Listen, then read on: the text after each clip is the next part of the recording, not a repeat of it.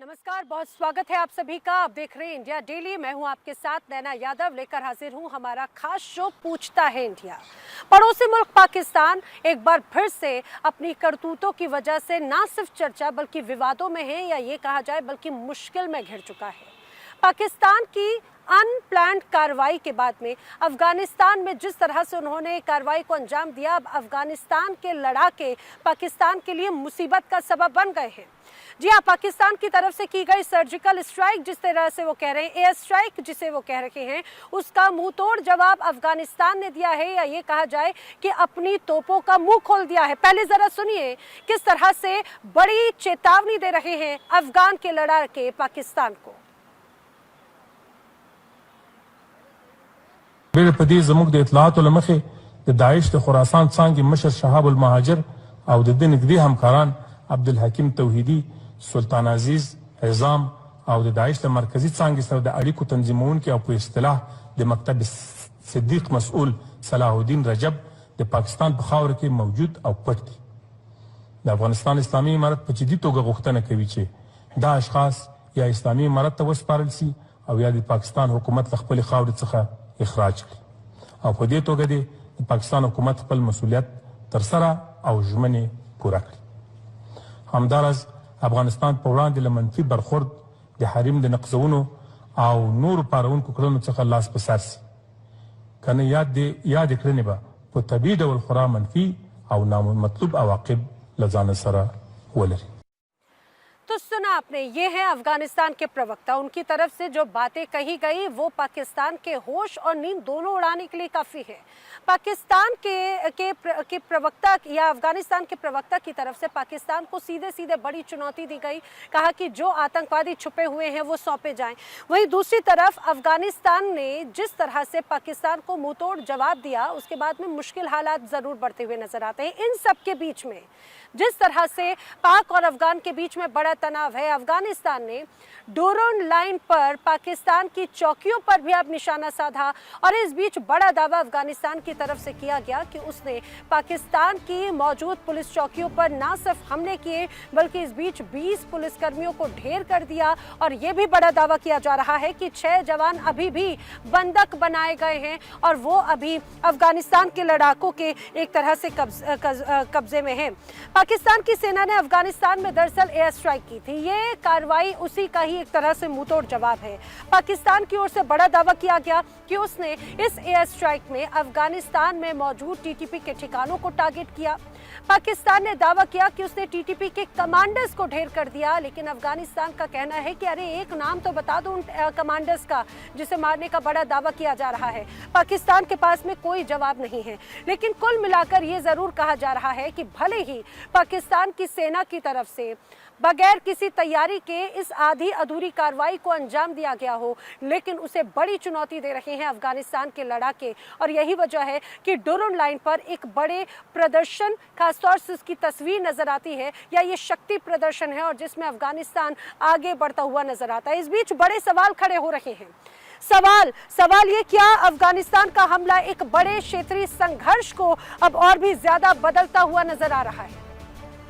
सवाल ये भी खड़ा होता है, क्या कमजोर हथियारों के बावजूद अफगान सेना अपने हौसलों की बदौलत इस हमलों को अंजाम दे रहे हैं? अब बड़ा सवाल ये भी कि क्या अफगान सेना के हमलों से पाक सेना की कमजोरियां सामने आ गई हैं? जिस तरह से अल्लाह की सेना खुद को कहते हैं आसिम मुनीर, और हमेशा उनकी तरफ से बड़ी बड़ी बातें कही जाती हैं, क्या उन बड़े बातें और दावों को धराशायी कर दिया है अफगानिस्तान के इन लड़ाकों की तरफ से? ये वो बड़े सवाल हैं जिन पर करेंगे चर्चा। खास मेहमानों का पैनल मेरे साथ में कनेक्ट हो रहा है, उनसे आपको मिलवा देती हूँ। मेरे साथ रक्षा विशेषज्ञ रिटायर्ड कर्नल टीपी त्यागी कनेक्ट हो रहे हैं। रक्षा विशेषज्ञ रिटायर्ड ब्रिगेडियर विनोद दत्ता मेरे साथ में कनेक्ट हो रही हैं। अफगान डेमोक्रेटिक पीपल्स पार्टी के नेता हैं निसार अहमद, वो मेरे साथ कनेक्ट हो रहे हैं। बलोच पत्रकार बिलाल बलोच मेरे साथ में कनेक्ट हो रहे हैं। और पाकिस्तान से PMLN के नेता डॉक्टर इरशाद अहमद मेरे साथ में कनेक्ट हो रहे हैं। आप सभी का इस चर्चा में बहुत स्वागत है। मैं चर्चा की शुरुआत करूं, लेकिन उसके पहले अपने दर्शकों को यह भी बता दूं, हाल ही में जिस तरह से बलूचिस्तान की तरफ से BLA ने लगातार बड़ी कार्रवाई को अंजाम दिया, वहां पर भी पाकिस्तान के कुछ सैनिकों को बंधक बनाया गया, जिन्हें एक तरह से डिसोन कर दिया है पाकिस्तान की सेना ने। उनके वीडियो सामने आए रोते बिलखते हुए। अब दूसरी तरफ इसी तरह की बड़ी चुनौती तालिबान की तरफ से दी गई, अफगानिस्तान की तरफ से दी गई। डुडूम लाइन पे मौजूद कई पुलिसकर्मियों को बंधक बनाए जाने का बड़ा दावा किया जा रहा है। सबसे पहले मैं अफगान डेमोक्रेटिक पीपल्स पार्टी के नेता का ही रुख करना चाह रही हूँ। निसार अहमद, जरा ये बताइए किस तरह से बड़ी कार्रवाई की गई है और ये कहा जा रहा है कि कई सैनिक, कई पुलिसकर्मी बंधक बनाए गए हैं, क्या ये सही है? नमस्कार। देखिए, पाकिस्तान बहुत गलत जगह में अभी हाथ डाला। इसी के साथ साथ के पाकिस्तान 50 साल अफगानिस्तान लोग के साथ इतना जुल्म किया। यही टूरिज्म जो अभी पाकिस्तान लोग रो रहा है। 20 साल रिपब्लिक दौर में हर दिन हमारा अफगानिस्तान में यही पाकिस्तान से इसी टूरिज्म आता था, इसी तरह धमाका हो जाता था, इसी तरह हमारा लोग को शहीद करता था ये लोग। उस टाइम पाकिस्तानी लोग, पाकिस्तानी फौज आईएसआई हंस रहा था हमको, अभी खुद गिरफ्त में आ गया। और साथ साथ मैं पाकिस्तान आईएसआई, आर्मी चीफ और पाकिस्तान सरकार को बताता हूँ, पाकिस्तान आम लोग के साथ में मुझे कुछ काम नहीं, कुछ शिकवा नहीं। वो खुद बेचारा अभी गिरफ्त में आ गया। तो आपके पास न्यूट्रॉन बम भी है, वो अच्छा फौज भी है, और हमारे पास इतना गुरूर है और इतना दुश्मनी आपने अफगानिस्तान लोग के साथ ले लिया। एक तालिबान अलग छोड़ दो, आप अफगानिस्तान लोग के साथ दुश्मनी अभी लिया है। अभी आप एक तरफ अगर तालिबान है, एक तरफ अफगानिस्तान लोग है। वो न्यूट्रॉन बम हमको मालूम है, आपको इस्तेमाल के लिए नहीं है, वो आपके इख्तियार नहीं एक न्यूट्रॉन बम आप इस्तेमाल करें। और आपका फौज जो है एक मजदूर फौज है, और मुकाबिल अफगानिस्तान बाइमात बागैरत लोग है कि 50 साल जुल्म के बाद अभी आपके खिलाफ उतर गया है। ये बंधक जो हुआ है। ठीक है, डॉक्टर इरशाद अहमद, सुना आपने निसार अहमद को सुना आपने। डॉक्टर इरशाद अहमद, ये बड़ी बातें उनकी तरफ से कही गई हैं। उनका कहना है दो बड़ी बातें यहाँ पर गौर करने वाली बात है। आप कहते हैं कि अफगानियों को आपने हमेशा से मदद की, लेकिन वो कह रहे हैं 50 सालों तक आपने उन पर अत्याचार किया। दूसरी बड़ी बात वो कह रहे हैं कि पाकिस्तान की सेना के पास में तो बड़े अत्याधुनिक हथियार हैं, उनके पास में तो न्यूक्लियर हथियारों की भी तमाम दावे किए जाते हैं। उनके पास में हथियार भले कम हो, लेकिन उनके इरादे मजबूत हैं, और तालिबान और अफगान की सेना आपको चुनौती दे रही है। इरशाद अहमद। बहुत शुक्रिया जी। नैना, पहले तो मैं ये अर्ज करूंगा आपसे, देखिए क्या आप ये जितना बड़ा झूठ बोलती हैं अपने चैनल पे, आपको डर नहीं लगता अपने भगवान से? अब अगली बात करूंगा निसार साहब की। वो कहते हैं ना कि जब किसी पे एहसान करो तो उसके शर से डरो। ये निसार साहब फरमा रहे थे कि 50 साल हमने इन पे जुल्म किया, खुदा की कसम इन्हें खून पिलाया, इनको रिस्क खिलाया, इनको जगह दी, इनके शादियां की, इनके बच्चों से, अपने बच्चों की इस तरह शादियां, इस तरह रिश्तेदारियां इनसे की। लेकिन ये एहसान फरामोश है। अगर ये एहसान फरामोश है, देखो इरशाद अहमद, भागो मत इस प्रोग्राम से, मत भागो, इंतजार करो। कितना पैसा यूरोप से, अमेरिका से, अरबी कंट्री से रिफ्यूजी के नाम से कितना पैसा है? अगर आप शोर करेंगे तो मैं आपसे शोर नहीं करूंगा। कितना पैसा आपके पास आया? पाकिस्तान बन गया किसके खैरात से? पाकिस्तान बन गया अफगानिस्तान के खैरात से। आप अगर पाकिस्तान है अभी अफगानिस्तान के खैरात से आप पाकिस्तान है। आप शुक्रगुजार हो, हम हमारा शुक्रगुजारी करें। आप ये नमक जो बोलते हैं, नमक हराम लोग यहाँ पे, नमक हराम अभी भागता ही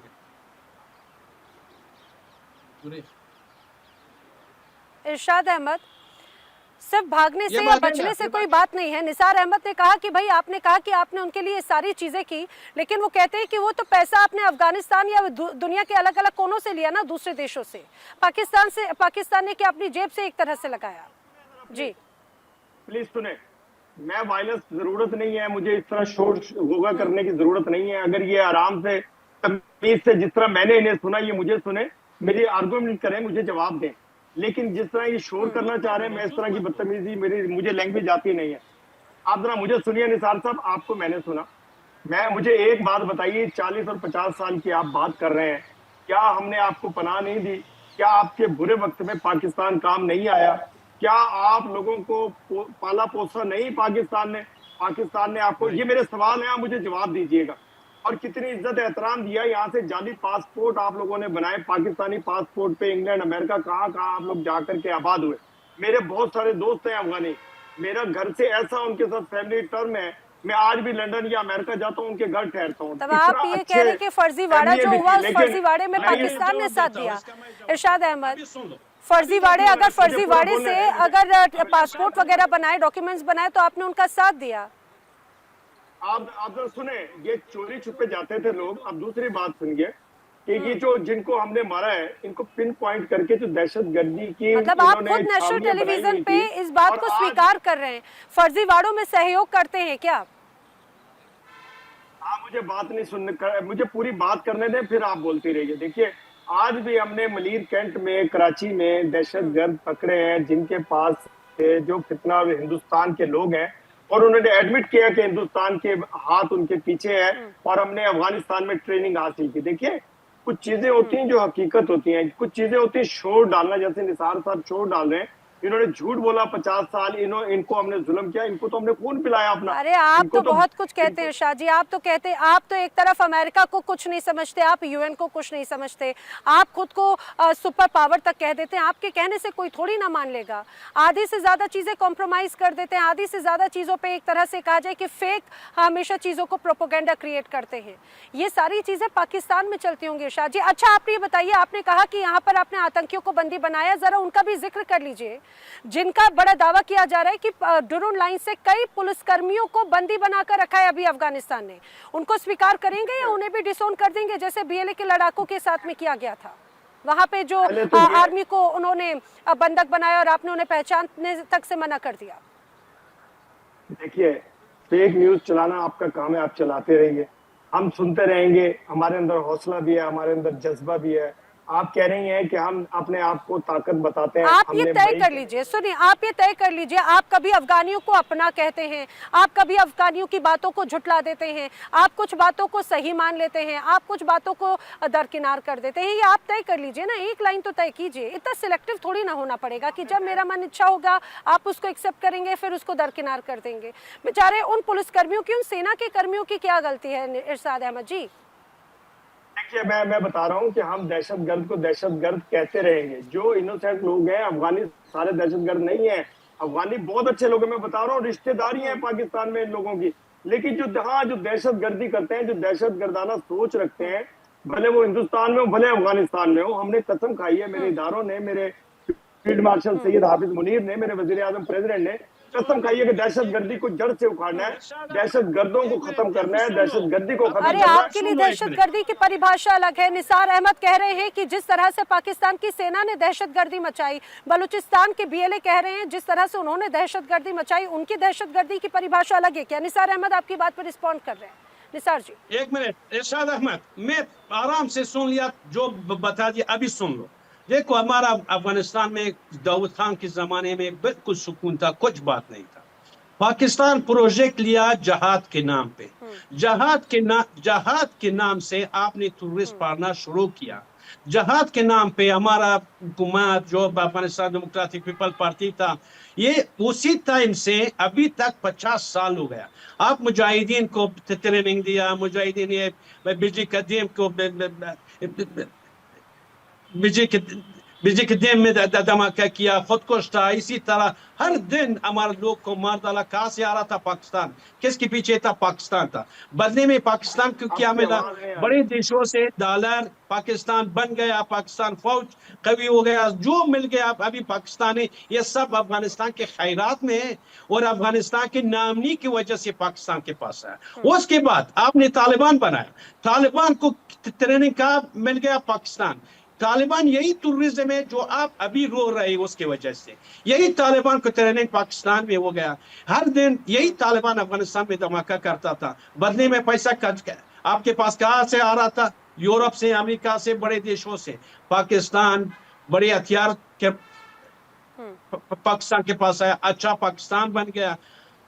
पाकिस्तान आबाद हो गया यही तो बात हो अफगानिस्तान की जाती है निसार नाराजगी जी की कि वजह देखिए से। वही तालिबान जो पहले इनका बड़ा इनका उनको प्रेम आता था और अब वही तालिबान इनका दुश्मन बन चुका है और अब उसमें उनको हिंदुस्तान नजर आने लग जाता है। हिंदुस्तान तो इनकी आंखों का तारा है, जहां देखो बस इनको हिंदुस्तान या ये कहा जाए एंटी इंडिया सिंड्रोम है।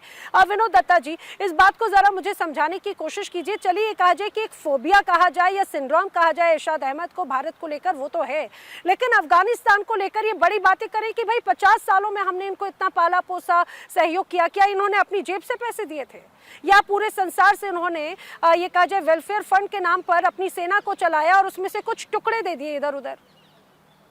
हाँ बिल्कुल, देखिए जितनी इमदाद पाकिस्तान को अमेरिका से आती है उसी में से इन्होंने अफगानिस्तान पे खर्च किए और ज्यादातर जो वो इमदाद आई उसको या तो मिस अप्रोप्रिएट किया गया पाकिस्तान में, या उसको मिस स्पेंड किया गया, या उसको बिल्कुल मिसलीड किया गया लोगों को। तो वहाँ की आवाम भी अब ये चाहती है कि साहब कोई इस तरह की इमदाद हमें ना मिले। हालांकि देखिए आप पिछले कई गुज़िश्ता सालों में अगर आप देखिए 2025 में 686 मिलियन जरूर उनकी इमदाद बढ़ी है, वरना 23 में 80 मिलियन थी, उसके बाद 110 मिलियन हुई, उसके बाद 16 मिलियन कर दी गई जब पाकिस्तान दहशतगर्दी में इतना लिप्त पाया गया। रही बात अफगानिस्तान की, देखिए भारत अफगानिस्तान के रिश्ते बहुत पुराने और बड़े घनिष्ठ रिश्ते रहे हैं और अफगानों को अगर आप देखें तो वो यारों के यार हैं। बिल्कुल वो यारों के यार हैं, क्योंकि उनके लिए उन्होंने अगर कोई कॉल दे दिया है तो वो चाहे जान दे देंगे लेकिन उस कॉल की वो सुरक्षा करेंगे। फ्रंटियर गांधी, खान अब्दुल गफ्फार खां का कंट्रीब्यूशन देखिए। हमारे यहाँ तो स्कूलों में भी बच्चों को अभी भी यही पढ़ाया जाता है, काबुलीवाला की स्टोरीज। लेकिन पाकिस्तान ने अफगानिस्तान के साथ विश्वासघात किया, उसने बिल्कुल उनके पीठ में छुरा भोंका है। और आज अगर देखिए, आज अगर पाकिस्तान ब्लीड कर रहा है तो ये पाकिस्तान की खुद अपनी करतूतें हैं। क्योंकि देखिए जिस तरह से डूरन लाइन को अफगानिस्तान अब मानने को तैयार नहीं है, अगर आप यही चीज उन्हें प्यार से, प्रेम से, खुलूस से समझाते तो वो शायद मान जाते, लेकिन आज वो अपना हक लेके रहेंगे। और आप देखिए किस तरह से पाकिस्तान में मतलब खाना जंगी हो रखी है, किस तरह से आप देखिए बलूचिस्तान में आपने खुद बताया अपने सैनिकों को आप बिल्कुल मतलब पहचानने से इनकार कर देते हैं। ये तो मतलब आपकी बात पे इरशाद अहमद कुछ कहना चाह रहे हैं। यहाँ पर ये कहा जाए कि जो चेला था वो गुरु से आगे निकल गया तालिबान को लेकर, अगर कहा जाए। इरशाद अहमद कुछ कहना चाह रहे हैं। इरशाद जी देखिए नैना, अभी आपके गेस्ट फरमा रहे थे कि हमने अमेरिका से पैसा लिया और कहाँ इन्वेस्टमेंट किया। देखिए मैं आपसे एक सवाल, मासूमाना सा सवाल करता हूँ आपके मेहमान से, और नैना आपसे और निसार से।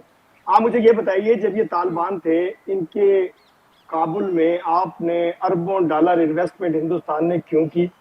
क्यों वहां एयरपोर्ट, क्यों वहां ऑफिस, क्यों वहां दहशतगर्दी के अड्डे बनाए? आप चाहते क्या थे? देखिए जब आप निकले यहाँ से, सबसे ज्यादा चारपाई आप लोगों की उल्टी हुई थी, आपके रोना धोना पड़ा था जब तालिबान ने अपना मजबूती से अपने मुल्क को संभाला। दूसरी बात यह है कि वो आप कह रहे हैं कि वो हक लेना जानते हैं पाकिस्तान से, उन्होंने किस चीज का हक लेना है? आप ये तय कर लीजिए अगर इन्वेस्टमेंट किया या नहीं किया, इन्वेस्टमेंट किया या नहीं किया, आप ये तय कर लीजिए। और अभी भी मौजूदा हालात में भी मुझे लगता है कर्नल टीपी त्यागी या ब्रिगेडियर विनोद दत्ता ज्यादा बेहतर बता पाएंगे। अफगानिस्तान के साथ में जब जब हिंदुस्तान रहा है तो अफगानिस्तान में ग्रोथ हुई है, इंफ्रास्ट्रक्चर बना है, वहाँ पे बिल्डिंग्स बनी है, सड़कें बने हैं, अस्पताल, स्कूल बने हैं। और जब पाकिस्तान के साथ में रहा तब क्या हुआ इरशाद अहमद? आपने दिया तालिबान, आपने दिया यहाँ पर दहशतगर्द, और ये खुद अफगानिस्तानी कह रहे हैं, और अभी भी वहां पर वही हालात है। अरे इरशाद जी, आपकी जानकारी के लिए बता दें कि जब कोविड हुआ था तब हिंदुस्तान ने दुनिया के कितने सारे देशों को, आवाज नहीं आ रही है मुझ तक, इनकी आवाज नहीं आ रही है जनरल साहब की, मेरी आवाज नहीं आ रही है। जब अरे अभी आ रही है सर? आएगी अभी आवाज आएगी। अरे हाँ, पहले तो मैं इरशाद साहब को जी त्यागी जी अस्सलाम वालेकुम कर लूं। मैं आपको ये कहता हूँ, आपने जो कहा कि अरे अरे अरे सर सुनिए ना, आप बीच में क्यों बोल रहे? अभी इन्होंने कहा कि हिंदुस्तान ने अफगानिस्तान में इन्वेस्टमेंट क्यों किया।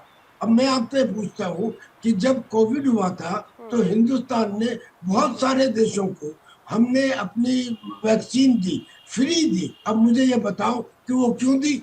अरे हम मानवता के प्रेमी हैं, हम ये काम करते हैं। हमने वहां पे अफगानिस्तान में एज ए फ्रेंडशिप डैम बनाया, आपने बनाया क्या? हमने उनका पार्लियामेंट बनाया, आपने बनाया क्या?